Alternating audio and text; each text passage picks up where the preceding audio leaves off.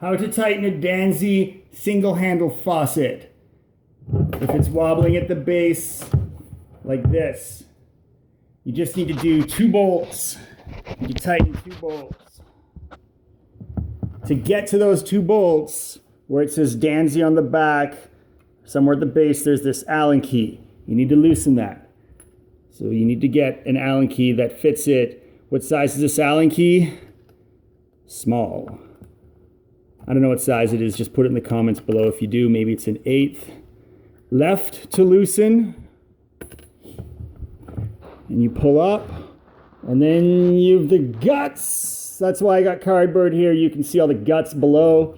All right, but what you want to see right now is 2 bolts, 1 and 2. And these bolts control these feet down here so that, let's say this piece of wood is your countertop, it bites.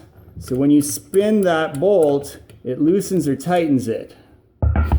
Okay, so those 2 bolts, it's going to be in this position. You're going to take a different Allen key. You know what size that one is? A little bit larger. And you're just going to spin that and tighten it. And there's the other one. You're going to do that one too. And there's you see there's a notch on the side here. That's going to line up. All right.